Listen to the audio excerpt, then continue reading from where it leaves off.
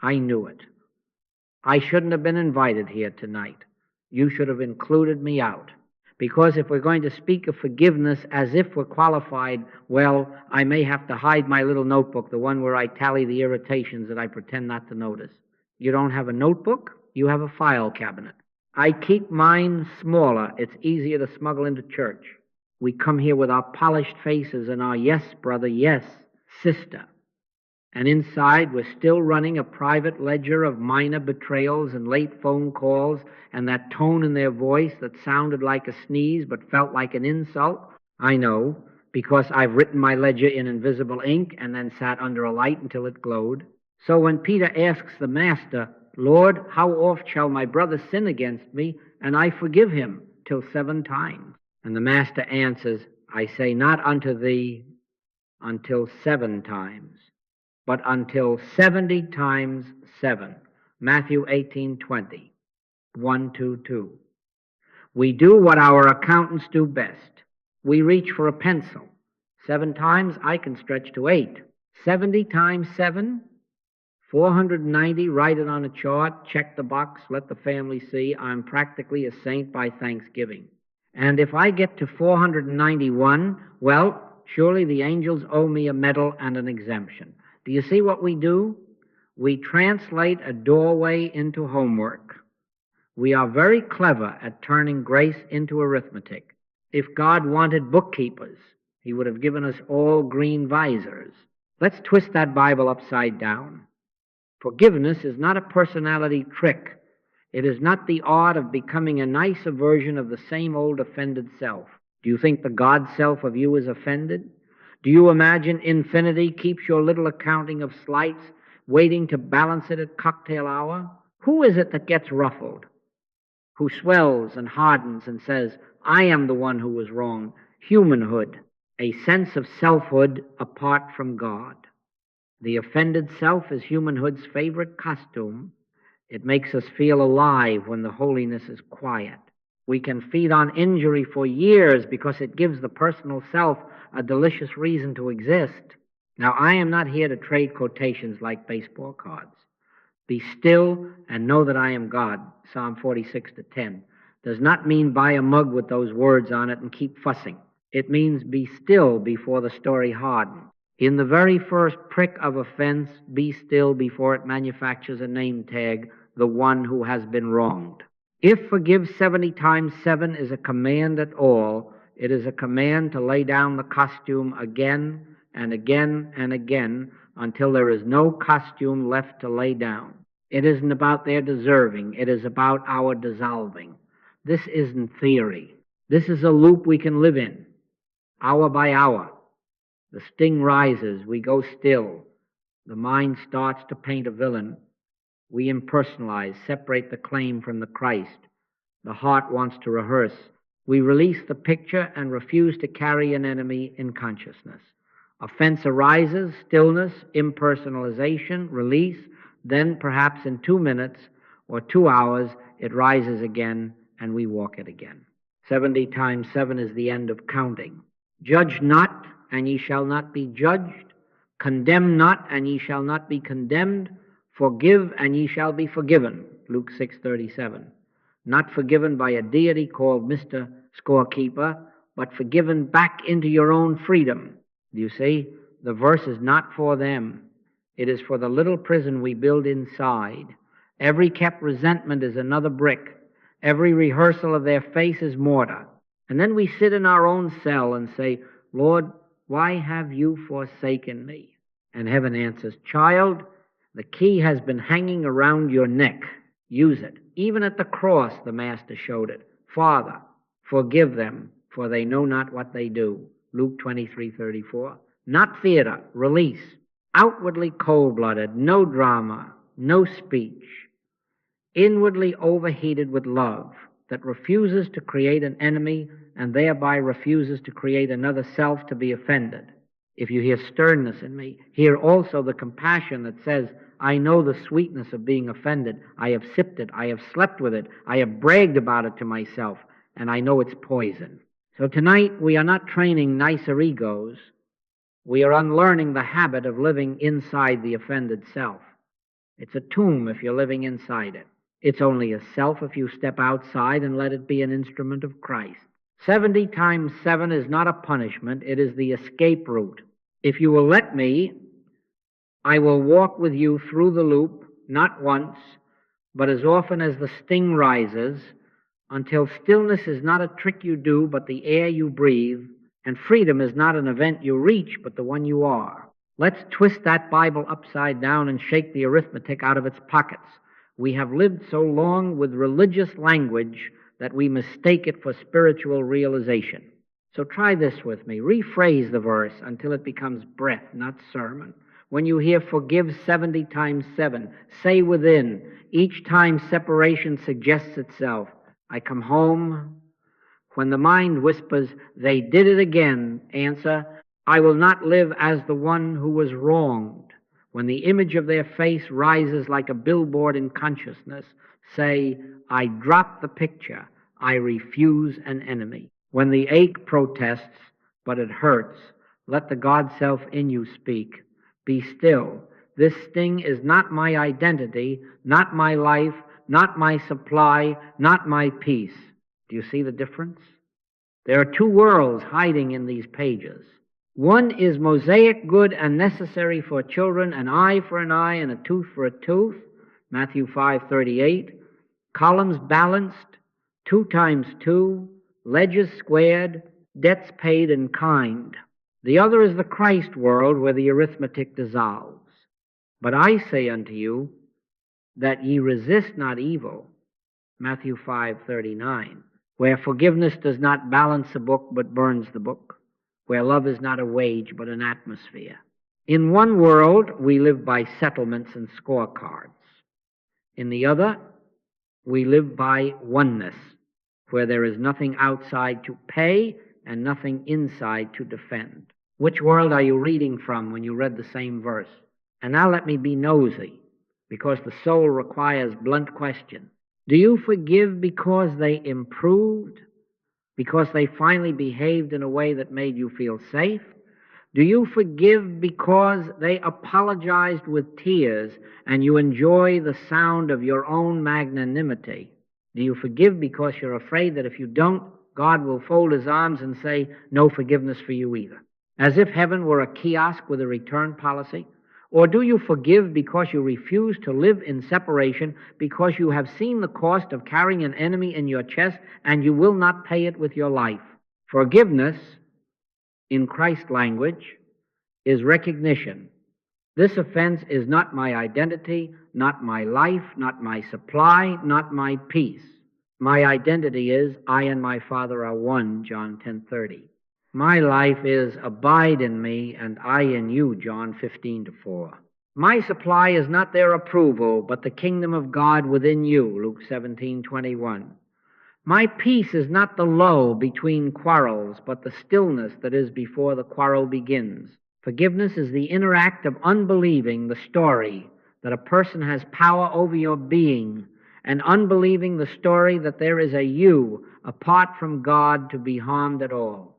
No theater, no virtue pose, recognition, release. Now, do not make a hobby of rearranging human relationships to be more pleasant and call it spirituality. Pleasantness is cheap. Buy 2 cookies and it will visit you for 10 minutes. Our practice is more radical. Stop manufacturing a personal self that must be consulted, attended, and defended every hour. When the mind reaches for its name tag, offended, wounded, on alert, you drop your hand. When instinct wants to file a claim, you disown the claimant. The aim is not to make them nicer. The aim is to stop living inside a costume that can be insulted. So say it your way. Translate the red letters into the language of your ribs. I withdraw from the belief in separation. I refuse to carry an enemy. I live from the inside, not by outside accounts. If you must use arithmetic, use this. Every time the thought of an offender appears, subtract the picture, subtract the story, subtract the self who would capitalize on it, until only the Christ remains, nothing to count, no one to defend, nowhere for hatred to stick. This is forgiveness in the Christ world. It is not leniency toward misbehavior. It is bankruptcy court for the ego's ledger, and the case is dismissed for lack of a separate plaintiff. Now let us open the hood and look at the machinery humming under our noble faces. Humanhood, left to itself, forms identity by injury. It whispers, "Who am I?" Oh, that's simple. I am the one who was treated unfairly. I am the one who did everything right and was overlooked. I am the one with a story. It is very industrious, this humanhood. It weaves costumes overnight, and the favorite costume is the offended self, because it comes with a cape righteousness and a theme song, self-justification. Did you ever notice how quickly the scene rearranges when offense takes the stage? We suddenly have a spotlight, a supporting cast of villains and sympathizers, and the most beloved prop of all, a grievance we can carry like a baby we don't want to outgrow. Let's be honest, offense pays. It pays us with the feeling of being a real someone, a solid somebody. If I can say, I was wronged, then I have a role, a right, a reason to gather allies, and a permission slip to avoid stillness. Stillness is dangerous to the offended self because it dissolves the outline. So the mind hurries to harden the outline history, motives, evidence, witnesses. The case must be airtight so the self can be airtight. We pretend the pain is the whole matter, but pain is not the architect here. Identity is. Pain arrives, yes, but offense says, give it to me. I can turn this into a self. And then we agree to live inside the story the way some live inside a body. I told you before, it's a tomb if you're living inside it. It's only a body if you're outside, using it as an instrument. Offense is the same. It's a tomb if you live inside its narrative. It's only a passing weather report if you stand outside it in God. Do you think it's the God self in you that is offended? Do you think divine life can be diminished by a remark, a betrayal, a slight, a board meeting, a look? Do you think infinity blushes when someone forgets your title? Do you imagine, honestly now, that the spirit that says, heaven is my throne, and earth is my footstool, is moved to fury by your neighbor's sarcasm? Who is injured? Who is reenacting the scene at 3 a.m? Who is polishing the argument until it glows in the dark? Our humanhood, a sense of selfhood apart from God. When you see that, the idol loses its power. You stop begging the world to treat your mask more gently, and you begin to let the mask go. Paul admitted it in the most bracing of phrases. I die daily. 1 Corinthians 15:31.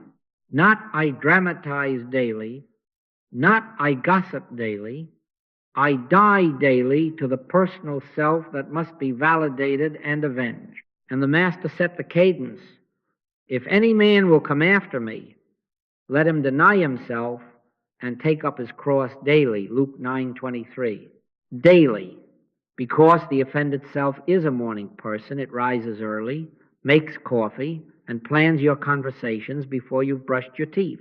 So we answer it with a daily funeral, quiet and thorough. When the mind reaches for the role, the one who was wronged, we do not shout it down. We step aside. Be still and know that I am God. Psalm 46:10 is not embroidery.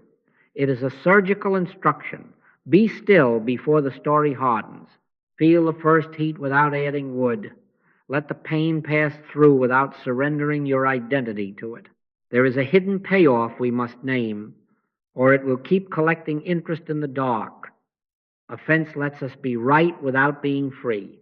It gives us a courtroom in which we always win the case, and a cell we never leave. Freedom asks more. It asks that we relinquish being the hero of our own sorrow. It asks that we prefer truth to triumph. It asks that we treasure the Christ identity, I and my Father are one, John 10:30, more than the deliciousness of an eloquent injury. That is why this is not a single act but a way of breathing. Die to the claimant again. Deny the self that insists on a verdict again. Refuse the invitation to live inside the scene. Again, 70 times 7. Not because God is stubborn, but because humanhood is inventive. So the diagnosis is clear and kind. Offense is not just pain. It is an identity project. Pull the permit. Close the site. Each day, let the personal contractor arrive with his blueprints. We'll build a beautiful grievance right here. And each day, take the plans out of his hands and lay them on the altar. No drama, no speech, outwardly cold-blooded, inwardly overheated with love for the one life. In that daily death, you do not end. You finally cease pretending to begin. You stop living as the one who was wronged and find yourself living as the one who cannot be wronged, because the life you are resides where no offense can stick. Now the first move, and it will save your life if you make it in time. Do nothing. Not saintly, nothing, no halo, no pose, just nothing outwardly for a moment. Set a watch, O Lord, before my mouth, keep the door of my lips, Psalm 141-3, before the explanation, before the long text with the footnotes, before the rehearsal for the jury of your closest friends. Do nothing. Let the phone sit there and blink. Let the email burn like a meteor on re-entry. The offended self demands a counterpunch to become real. Deny it its birth certificate. If you do not move, if you do not bark, if you do not reach for the clever sentence that will finally clarify your innocence, you have already broken the spell. Be still and know that I am God. Psalm 46-10 is not embroidery, we said. It is an emergency brake. What is happening inside in that first instant? The human mind, your little contractor with his tool belt, runs to the job site, measuring tape out, drawing chalk lines for me and you. It identifies the wound, assigns motives, drafts a press release. Do you feel it? Heat in the chest, a tightening at the root of the throat, a rush behind the eyes, an urgency to be understood that feels like survival. That is the altar the personal self builds in seconds and then demands you worship. Don't. Stand 1 inch to the side. Breathe as if the universe does not hang on the next sentence, because it doesn't. In returning and rest shall ye be saved. In quietness and in confidence shall be your strength. Isaiah 30-15. Return, rest, be quiet. This is not passivity, it is authority. It is standing outside the storm in the boat and hearing the master within say to the waves, "Peace, be still." Mark 4:39. You will say, "But I will explode if I don't say something." No, you will dissolve the fuse. The fuse is language. The bomb is a picture. The explosion is identity hardening. If you will give yourself 60 seconds of holy unemployment, no job to be the one who explains, no job to be the one who punishes, something else happens. The surge runs through, and you have not given it your name. Let every man be swift to hear, slow to speak, slow to wrath. James 1:19. Swift to hear what? Hear the silence before your story. Hear the inner authority that does not need an adversary to be strong. Slow to speak, because words forge chains faster than they forge keys. Slow to wrath, because wrath is just grievance rehearsed with symbols. Now attend to the body. It is not your home, it is your dashboard. When offense hits, lights flash. Heat, tightness, shallowness of breath. See the lights without climbing under the hood with a wrench in your teeth. If your jaw locks, unlock it. If your shoulders rise, let them drop like sacks you forgot were on your back. And when the mind says, hurry before they get away with it, answer with the Christ within, I can of mine own self do nothing. John 5:30. That is not weakness. That is insulation. It is you stepping out of the reactive tomb and standing as the one life that cannot be hurried into foolishness. Outwardly cold-blooded still, simple, nothing to perform, inwardly overheated with love that protects both your neighbor and you from the theater of a fresh war. Stillness is the wedge in the machine. It breaks the reflex that turns a moment of pain into a lifelong identity. Without it, a pinprick becomes a passport, and we stamp it every hour. I, the injured. With it, the pinprick remains what it was, sensation without a self. Be angry and sin not. Ephesians 4:26. Feel what is there, but don't weave it into a costume. If you must walk to the sink and run cold water over your wrists, do it. If you must look out the window and count the shrubs, do it. If you must put the phone face down and read a red letter line, let not your heart be troubled, John 14:1, do it. These small obediences are not tricks, they are acknowledgments of where the government of your life rests. And here is the bridge you will need for the next step. When you are still, the scene loosens. The rude word is no longer a spear, it is sound. The face you are ready to canonize as enemy becomes a changing weather pattern. In that spaciousness, you can see it. This is an impersonal claim, knocking noise at the door of consciousness, not a definition of you, not a revelation about them. If you move too soon, the mask glues to your skin and you'll call it your face. If you wait in stillness, the glue never sets. Then, and only then, can you do the holy work of impersonalization, of separating the claim from the Christ, without pretending, without pity, without performance. First, do nothing. Then, see clearly. The offended self starves on that diet, and the God self, fed on quiet, begins to breathe you.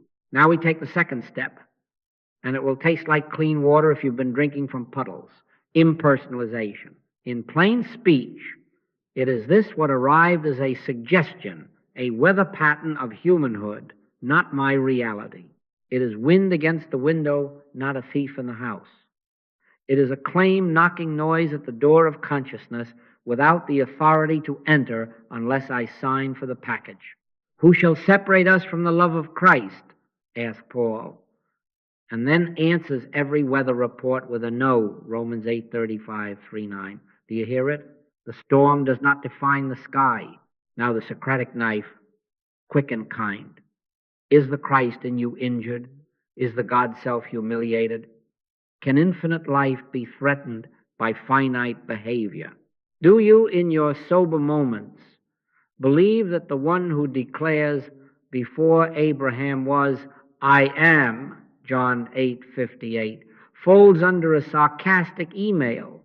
Do you think the life that raised the dead checks its pulse after a board meeting? If the answer is no, and it is no, then who is trembling? Our humanhood, a sense of selfhood apart from God, that loves to rent rooms in us and hang pictures on the wall labeled my wound. Impersonalization is not denial of events. It is refusal to give events the naming rights to our selfhood. We are not falsifying facts. We are unbelieving their authority to christen us as the wronged. Let me put it as simply as I can. The claim says, you are diminished. The Christ says, I live, yet not I, but Christ liveth in me. Galatians 2:20. The claim hisses, you must carry a picture of an enemy to stay safe. The Christ answers, my peace I give unto you, not as the world giveth. John 14:27. The claim bargains. If you hold this hurt, you maintain leverage. The Christ, laughing softly, replies, all that the Father hath is mine. John 16:15. When you impersonalize, you are not playing word games. You are switching governments. And what of the other person, this figure we have painted in courtroom colors? Impersonalization rescues them from your mythology. Not villain, not savior, another humanhood caught in the same dream of separation, reaching for identity with whatever tools lay on their nightstand. Father, forgive them, for they know not what they do. Luke 23:34 is not leniency for criminals, it is diagnosis for sleepers. Do you see how the temperature drops when you see that? You do not have to hate a sleeper. You do not have to worship one either. You step back into the impersonal love that refuses emotional interchange and thereby becomes truly available if service is asked. Now, some of you will say, but if I call it a weather pattern, won't I become naive, a doormat? No. Impersonalization is the opposite of naivete. It is clarity without poison. You may still correct a contract, change a lock, resign a post. Only now you are not living inside the role of the wronged while you do it. Let your communication be yea, yea, nay, nay. Matthew 5:37. Clean yes, clean no, no drama to season it. The facts may require action. We are not denying that. We deny only their power to tell us who we are while we act. This is the surgical moment, and it prepares the next release. Without impersonalization, release is pretense, sentimental emotion, forced reconciliation, a handshake your stomach doesn't believe. With impersonalization, the poison is drawn, there is nothing to defend, and so there is nothing to rehearse. You stand in the truth that ye are not in the flesh, but in the spirit, Romans 8-9, which is to say you are not in the costume, but in the life. Then release is simply what happens when a hand opens that had been clenching air, outwardly cold-blooded, no theater, inwardly overheated with a love that has nothing personal to protect.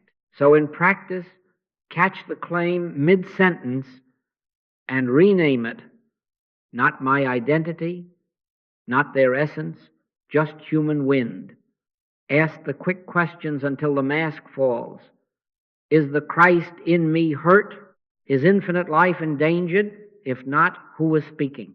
Then answer from within the red letters, you have made your home. The offended self loses its audience. The scene loses its power to cast you. And the room opens for the simple, holy refusal to carry an enemy which we will take in our next breath.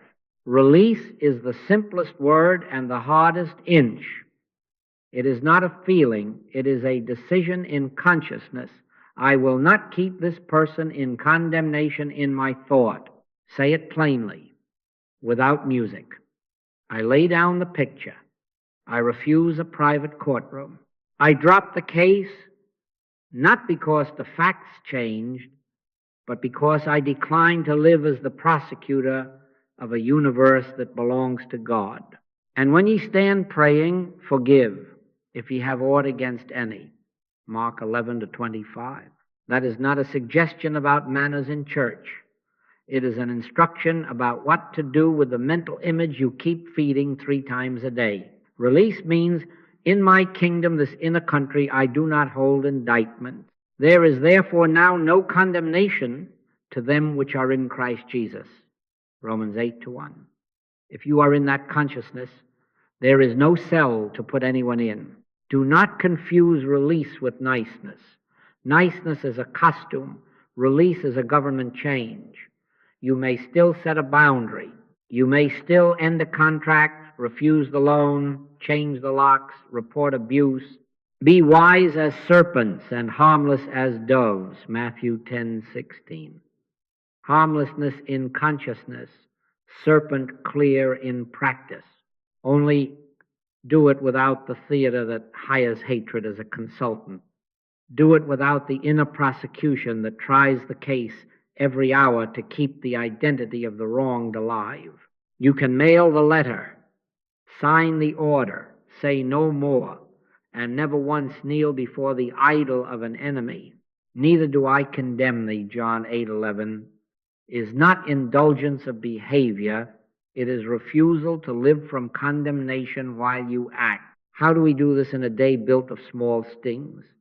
When the face rises on the screen of mind, turn off the projector. Exhale the name. Whisper within, Father, into thy hands I commend this picture, Luke 23:46 rephrased. If the story insists, yes, but they said, answer at once with the red letters. Bless them that curse you. Pray for them which despitefully use you, Luke 6:28. Blessing is not sentiment. It is your abstention from mental warfare. You are not arming them. You are disarming yourself. And then stand in quiet. Do not rehearse. Do not recruit a friend to play jury. Do not peek at the picture to see if it still hurts. The hand opens. The air was all it ever held. You will know, released by its fruit. The replay stops. The appetite to retell the scene evaporates. You discover an hour you did not know you had because you are no longer organizing your day around a wound. Energy returns like power to a neighborhood after the lines have been cleared. Your work becomes work again, not a stage where you encue speeches to imaginary audiences. Your body, that faithful dashboard, dims its warning lights. Breath lengthens. The room you had converted into a tribunal reverts to a temple, and into that temple comes a tenderness. You did not manufacture goodwill without stickiness, care without possession. Outwardly cold-blooded, no drama, no performance. Inwardly overheated with love that has no target and so can include the whole. Someone will ask, but if I release, do I not let them get away with it? With what? With their humanhood? They were already wearing it. Do you think the Christ in you needs your courtroom to be safe? Release does not acquit behavior. It vacates your identity from the scene. Vengeance is mine. I will repay, saith the Lord. Romans 12:19 is not a promise of cosmic punishment. It is a reminder that justice belongs to a wisdom not powered by your indignation. If there is correction to be made, let it be made cleanly. If there is departure to be taken, take it without packing hatred in your luggage. The refusal to carry an enemy is freedom without theatrical emotion. And now the sober truth we must not dodge. Release is not a one and done. It is 70 times 7. Why? Because offense is an entrepreneur. It will return in a new suit, bearing a new invoice, asking you to invest again in the same old self. Do not be surprised. Smile at the persistence of the old contractor when he shows up with fresh blueprints. Then run the loop again, stillness, impersonalization. Release until there is nothing left in you that feeds on the role of the wronged. Each release shortens the reflex. Each refusal to condemn thins the identity that needed condemnation to live. At the end of counting, you find you have stopped living as the one who was wronged at all and begun living as the life that cannot be. Why must it be 70 times 7? Because humanhood does not surrender once, it negotiates. It is a little merchant with a back room full of clauses. I'll forgive, it says, but not that. I'll release, but not if it happens again. I'll drop the picture, but I'm keeping the negatives. One last time, and then I'll really be done. Have you noticed how persuasive that last sentence sounds? When the heat is up, just one last speech, and then I'll be spiritual. One last late-night review of the evidence, and then I'll sleep in God. That one last time is the ego's ration card. It keeps a corner of the old house powered so that the offended self can come home when it gets lonely. And you know, if the power is on, someone will live there. So the master disarms the merchant. Peter asks, Lord, how oft shall my brother sin against me and I forgive him? Till 7 times. And Jesus, who never misses a chance to abolish arithmetic, replies, I say, not unto thee until 7 times, but until 70 times 7. Matthew 18:21-2. He did not mean we should buy a counter and clip it to our belt. He meant put down the counter. Who is counting? Who benefits from counting? Is the Christ in you logging infractions on a tablet, tallying to make a case?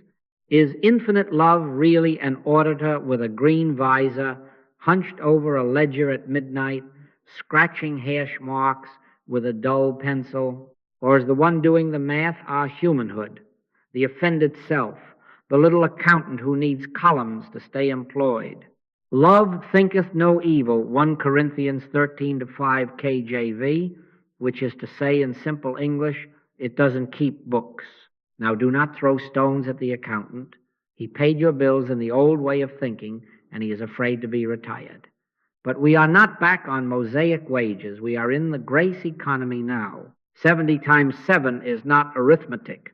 It is the end of counting, which is to say, the end of the counter, the identity that needs comparison, quotas, last chances, and small hidden safes of righteous indignation. Each return of the offense is not a failure, it is a fresh training ground. I die daily, 1 Corinthians 15:31, is not poetry, it is a program. Forgiveness presents itself again and again, not to humiliate you, but to muscle a new reflex into being. Every time the mind reaches for its clicker to notch another wrong, you gently take the clicker away, and the hand that used to clench begins to forget how.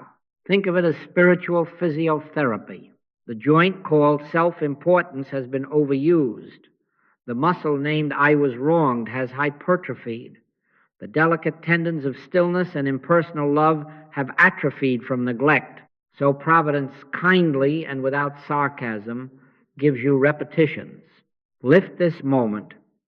Lower it with control. Stillness. Impersonalization. Release. Again. Be not weary in well-doing. Galatians 6-9. Who is weary? Not the Christ in you, who is a spring that never argues with how many cups drink from it. The weariness belongs to the self that cannot imagine living without a stash of outrage to snack on. But let me not romanticize it. Repeated forgiveness can feel like loss. It will seem on some nights as if pieces of you are being taken, as if you are granting discounts on your dignity. That sense of loss is not the Christ diminishing. It is the scaffolding creaking as it's taken down. We love our scaffolding, our last word rights, our reservation of one little room with a lock where we can replay the old film. 70 times 7 means surrender the key to that room, and if you find a spare under the mat, bring that too. Whosoever will save his life shall lose it, and whosoever will lose his life for my sake shall find it. Matthew 16:25. Do you hear how naked that is? Lose what life? The life made of countings and retellings and private courts. Find what life? The uncounted life which cannot be added to or subtracted from by another's behavior. Who is angry when the instruction repeats? Who stamps a foot and protests, not again? Not the God self. The God self smiles the way the sea smiles at another wave. It knows the motion cannot alter the depth. It is our humanhood that loves one last time, because one last is poison sugar sweet, and it keeps the self alive. So we practice starvation, we withdraw the rations, we do not feed the ledger. If another day brings another chance to open the fist, we open it. Outwardly cold-blooded, simple, clean, no theater, inwardly overheated with a love that does not tire because it is not personal. And when you begin to discover that the number dissolves, that you don't know if it's the 7th or the 70th because the counter keeps slipping from your hand, you will also discover a new ache, the good ache of rebirth and the sharp ache of the old self dying. This is the doorstep of the dark night, where forgiveness stops feeling like a technique and starts feeling like a death. Do not be afraid of that threshold. It is not your extinction, it is your emancipation. The number disappears because the one who needed numbers is losing his chair at the board. Blessed loss, holy unemployment, and in the space left behind, peace takes a seat and stops asking how many. There comes a night, and don't pretend you don't know it, when you have done the steps cleanly and the applause you were secretly expecting does not arrive. You have denied yourself the sugar of the last word. You have refused the warm coat of outrage. You have put down the picture of an enemy. And what is your reward? Emptiness. You walk into the room where your grievance used to live and the furniture is gone. You reach for the familiar banister called blame, and your hand closes on air. Do not be surprised. Blame was providing you with architectural lines, walls to lean on, corridors to pace, mirrors in which to admire your moral profile. When those studs come out, the house groans. The personal self, our industrious little contractor, loses its favorite suppliers: righteous anger, self-pity, and that costly tile called moral superiority. Of course, it feels like dying. It is dying. Except a corn of wheat fall into the ground and die, it abideth alone. John 12:24. The seed does not write a poem about dying. It goes dark, and something larger takes over. Here is where the most pious trick presents itself. Having laid down the prosecution, we are tempted to pick up a new identity, the one who forgives beautifully. Oh, it has medals. It posts sermons while the wound is still wet. It sighs with a holiness that hopes someone is listening. Do you see the mask swap? Humanhood is happy to wear white robes if they keep it employed. God resisteth the proud, but giveth grace unto the humble. James 4:6. Even forgiveness can become pride if it keeps the eye on stage. So when you feel that swell, look how evolved I am.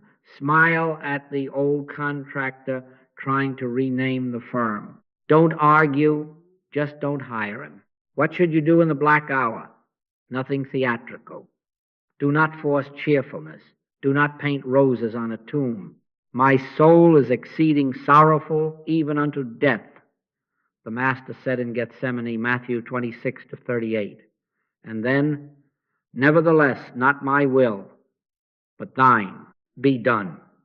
Luke 22:42. That is our posture. Stand in stillness until a deeper identity appears. Yea, though I walk through the valley of the shadow of death, I will fear no evil. Thou art with me. Psalm 23-4. Not run, not whistle, not quote over your fear as if Scripture were confetti. Walk. Let the shadow do its work without your decoration. Let the nervous hands be empty long enough to learn that they were never feeding you. They that wait upon the Lord shall renew their strength. Isaiah 40-31. Wait, not as a soaker, but as one who has resigned a counterfeit throne. And if on that night you think even God has gone quiet, hear the cross whisper within you, my God, why hast thou forsaken me? Matthew 27-46.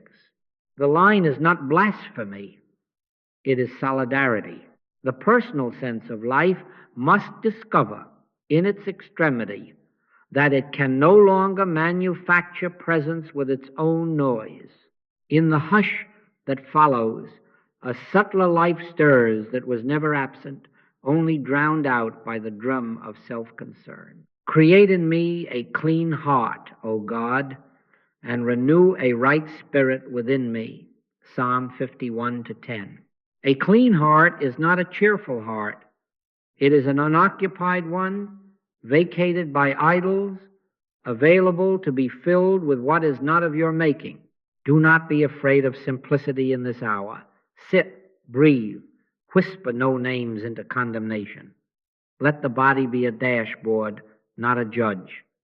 If tears come, let them wash instead of narrate. If silence stretches, let it stretch until it fits you. Outwardly, cold-blooded, no performance. Inwardly, overheated with a reverence that does not require proof. You are not producing joy as a public service. You are relinquishing the machines that drown the spring. Weeping may endure for a night, but joy cometh in the morning. Psalm 30-5. Which morning? The one after counting ends. The one after the accountant lays down his pencil. The one after you have let the seed be seed and the soil be soil. And then, almost shyly, a different gladness appears, not spurred by anyone's apology, not tied to your victory in a private court. Joy rises from beneath circumstances like an artesian well. It is not a reaction. It is a revelation. You find yourself light without reason, kind without project, available without cost. The scaffolding is gone and you do not fall. You discover you are standing on bedrock all along. My grace is sufficient for thee, for my strength is made perfect in weakness. 2 Corinthians 12-9. Weakness of what? Of the old self that needed an enemy to feel alive. Strength of what? Of the life that needed no help, no headlines, no ledger, only your consent to let the false die.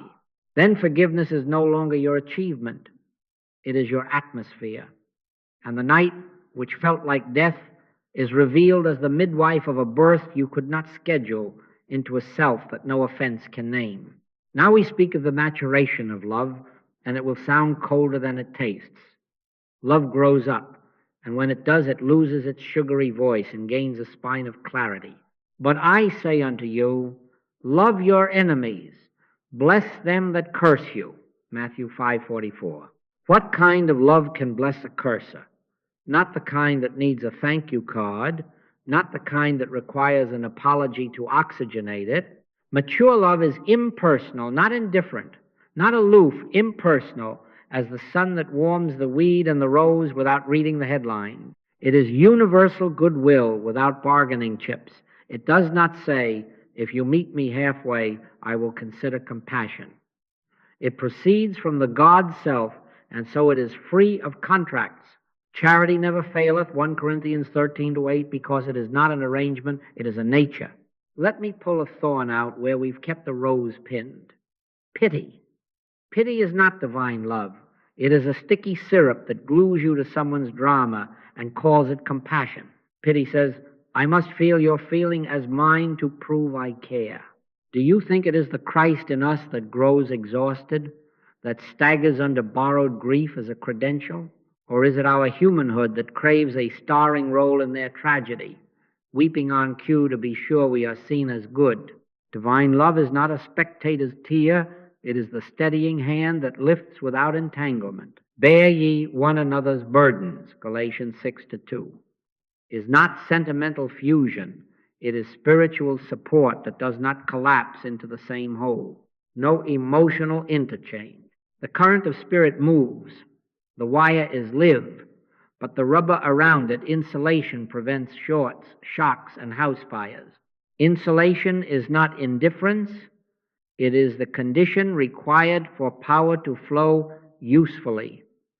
Keep thy heart with all diligence, for out of it are the issues of life. Proverbs 4:23. When you are insulated, you carry a climate. You can walk into a wind of accusation and not swallow it. You can listen to grief without performing grief. You can sit with rage and not inhale the fumes. Outwardly cold-blooded, no theatrics, no rushed hugging to prove sainthood.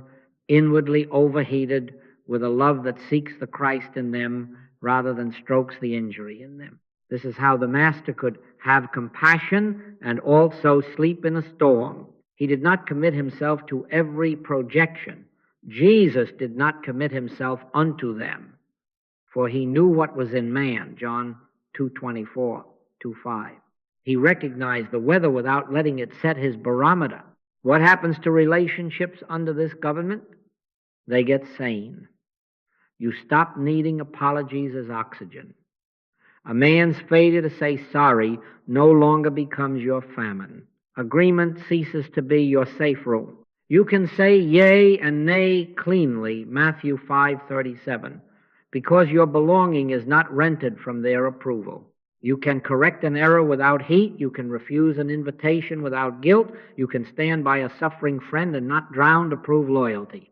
If it be possible, as much as lieth in you, live peaceably with all men, Romans 12:18. What lieth in you now is peace itself, so you do not have to manufacture it by smoothing every wrinkle in the world. Here is how to practice insulation without robes or retreats. When someone speaks, let the first prayer rise inward, quiet as breath.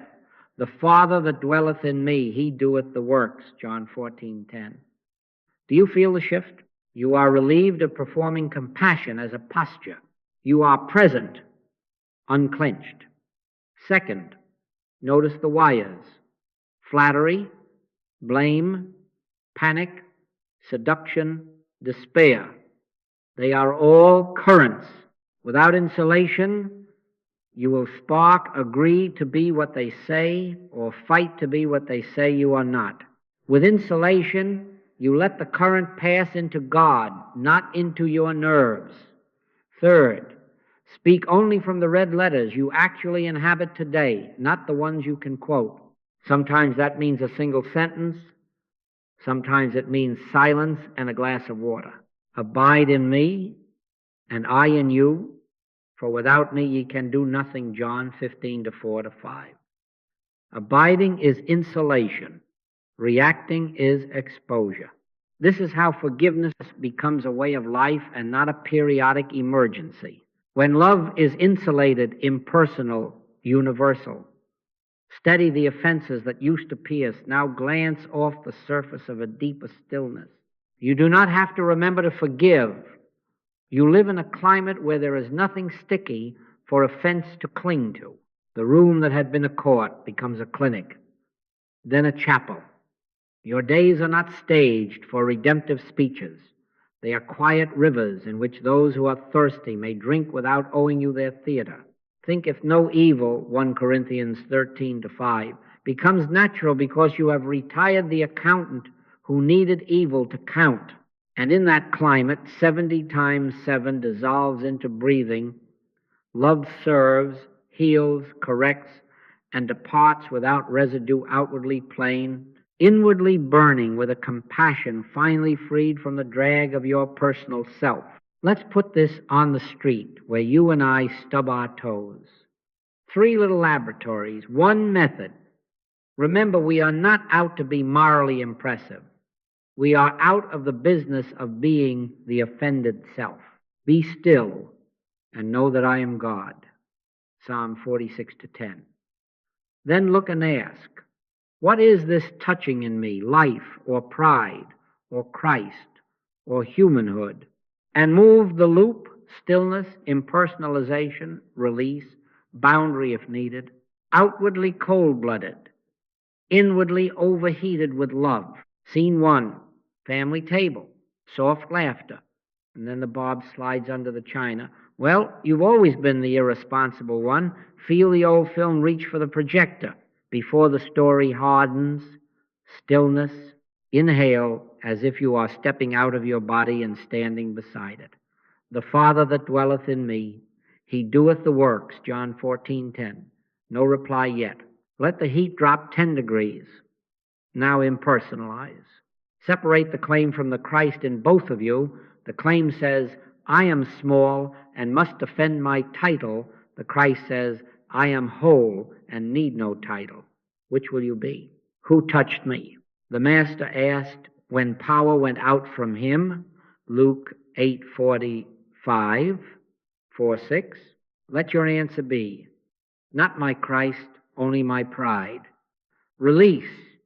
Drop the courtroom. Whisper inwardly, neither do I condemn thee, John 8:11. The picture of an enemy is refused admission. Outwardly, be simple. Pass the salt, please. Or if wisdom requires it, a clean boundary. I'm not available for that tone. We can talk later.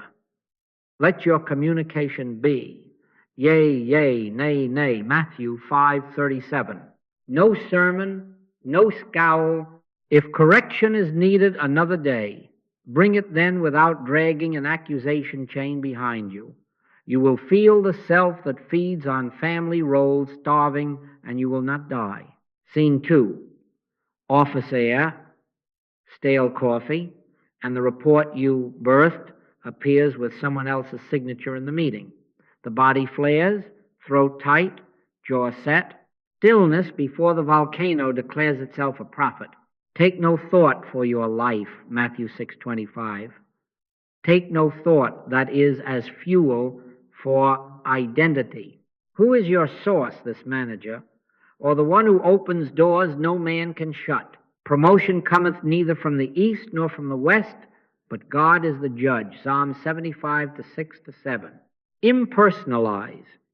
Refuse to let a colleague's hunger tell you who you are. See the Christ where the grasping self seems to be. See the same Christ where your indignation stands. Release the enemy image. Father, forgive them, for they know not what they do. Luke 23:34. That is not theater. It is inner government. Now act serpent-wise and dove harmless. Matthew 10:16. Send a factual clarification. For accuracy, here is the draft history and my contributions. Request a private meeting. Set boundaries for credit tracking going forward. Do what is clean without venom. If the outcome favors you, do not strut. If it does not, do not starve. You were never living on their bread. Give us this day our daily bread, Matthew 6:11. And don't try to bake it in someone else's oven. Scene 3. The public square, also known as your screen, lights up with misquotes and clever insults. The old self lunges for the keyboard. I will set the universe straight by midnight. Stillness. Step back from the glow as if from a bonfire. Feel your pulse belong to God, not to comments. Impersonalize. Is Christ harmed here, or only your billboard? He made himself of no reputation, Philippians 2-7. Reputation is the garment humanhood wears to be warm at night. The God self is fire. Release the enemy image. Bless, don't bite. Bless them that curse you, Luke 6:28. Ask, is a clean clarification useful? If yes, offer one paragraph without edge and then log off.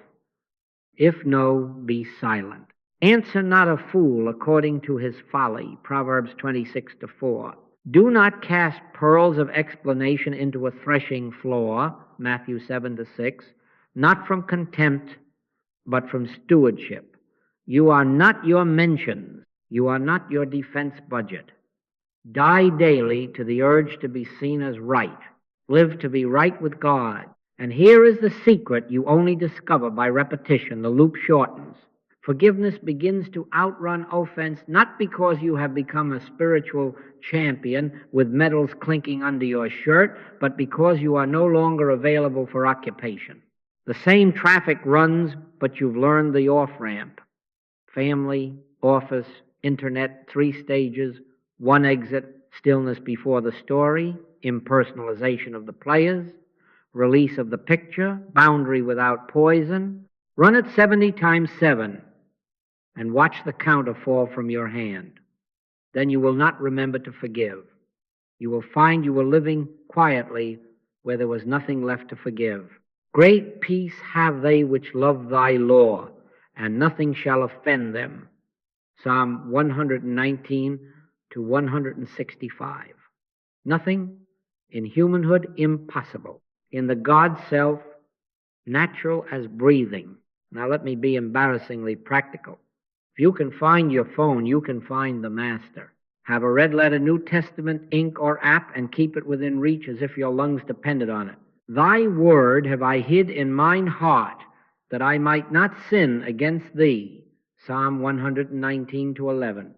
We are not collecting verses to audition for a Bible quiz. We are training the nervous system to step out of humanhood on cue. What you contemplate repeatedly becomes your default under pressure. Let the word of Christ dwell in you richly, Colossians 3:16. Dwell means move in, rearrange the furniture, choose the colors. If the old tenant resentment still has his boxes in the hall, no wonder you trip at midnight, so lease the place to the red letters and change the locks. Here is the discipline, simple enough to make your accountant yawn and your soul live. Morning, before the world's weather report enters your window. Take 5 minutes and read the Master aloud to your insides. 1 paragraph will do. 2 is feast. Be ye transformed by the renewing of your mind, Romans 12-2. How? By renewal, not by occasional inspiration. Choose 1 sentence and rephrase it into lived language for the day. Judge not, that ye be not judged. Matthew 7:1, becomes, I will not hold a private court this morning. Love your enemies, Matthew 5:44, becomes, I will not carry an enemy image in my pocket. Pray for them which despitefully use you, becomes, each time their face rises, I will bless, not rehearse. Do you hear the plumbing? This is not piety, it is mental hygiene. If you wash your hands before breakfast, why not your mind? Midday, stop in the hallway of your life for 60 seconds. No candles, no performance. Whisper within, peace, be still. Mark 4:39. That is your stillness cue. Then the impersonalization cue. I can of mine own self do nothing, John 5:30. Translate it, my humanhood will not run this meeting. Then the release cue. Neither do I condemn thee, John 8:11. Translate it, drop the picture, return the gavel. A loop in under a minute's stillness before the story hardens. Separate the claim from the Christ. Refuse the enemy image. If you can check a message, you can check your mind. Pray without ceasing, 1 Thessalonians 5:17, does not mean talk all day. It means refuse to live unconsulted. Evening. Close the shop. Read again. Let the red letters rinse the grit of the day. Blessed are the pure in heart, for they shall see God. Matthew 5-8. Purity is not goody-good. It is unclutteredness. Rephrase for bedtime. I release the day's auditions for the role of one who was wrong. If a name burns, put it on the altar of Luke 23:34. Father, forgive them, for they know not what they do. Then add your own, and Father, forgive me, for I know not what I do when I live as an offended self. Do not dramatize, do not analyze, lay it down. Once a week, choose 3 sayings to memorize, not to impress God, who is not running exams, but to stock the shelves your heart reaches for when the shelves are empty. Set your affection on things above, Colossians 3-2, means set your reflex there. Under heat, the mind will grab what is nearest. If condemnation is nearest, you will condemn. If forgive, and ye shall be forgiven, Luke 6:37 is nearest, your hand will come back with mercy before your story lights the match. And please twist the Bible upside down into your own breath until it stands on its feet in your house. Hold no man in condemnation becomes the way you drive. Bless them that curse you becomes your email tone. Take no thought for your life, Matthew 6:25. Becomes, I will not make a diet of anxiety tonight. In this way, the red letters cease to be decor and become levers. They pull you into stillness when the trigger snaps. They pry the mask from faces so you can see the Christ. They lift the gavel from your hand. Out of the abundance of the heart the mouth speaketh, Matthew 12:34. Fill the heart, the speech will take care of itself. What changes when you live this way is more than the mood in your kitchen or the temperature at your office. The one who is always on stage, hair perfect for outrage, forgets his lines and wanders off. I am crucified with Christ, nevertheless I live. Yet not I, but Christ liveth in me. Galatians 2:20. Old things pass, not because the world has apologized, but because the counter fell from your hand and counted itself away. 2 Corinthians 5:17.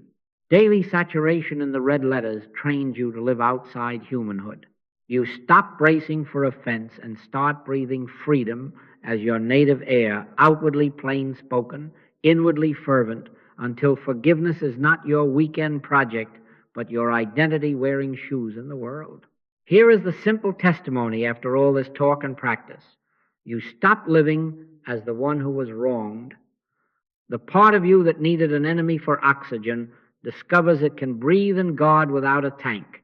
Offense rises as weather does, and before the human story hardens, you step into stillness. In that pause, you impersonalize, separate the claim from the Christ in them and in you. Then you release the mental picture that pretended to be an enemy.